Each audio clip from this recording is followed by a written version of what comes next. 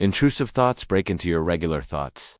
You're thinking your thoughts, and then find among them other thoughts, often very disturbing. Where are these other thoughts coming from? If you're not thinking them, who is? The fact is that we all have two minds. Why?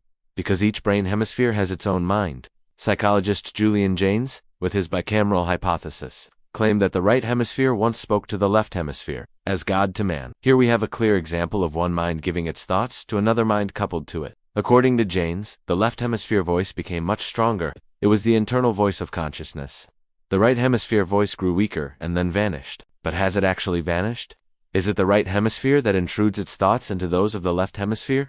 Is Tourette's syndrome about the right hemisphere intermittently overriding the left hemisphere? In normal people, the dominant left hemisphere inhibits the voices of the right hemisphere. Sometimes, that inhibition fails and the right hemisphere throws its thoughts into the left hemisphere's awareness. With schizophrenia, right hemisphere voices perceived to come from outside can overwhelm the left hemisphere. People imagine they have only one mind and one train of thought. How wrong they are.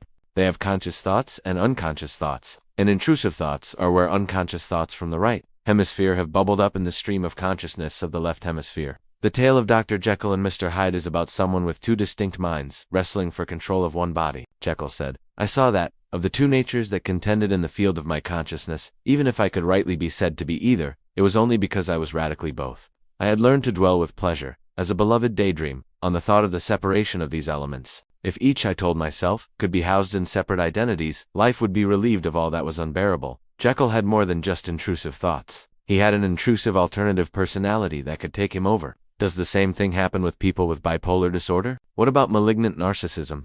With that condition, a false self is so intrusive that it replaces the true self. Jesus Christ was supposedly someone with two natures, human and divine, in one body. Did Jesus have two streams of thought, one mundane and the other sacred? What could be more important than the fact that we have two minds? Jekyll thought it might be even worse than that. He said, "I hazard the guess that man will be ultimately known for a mere polity of multifarious, incongruous, and independent denizens."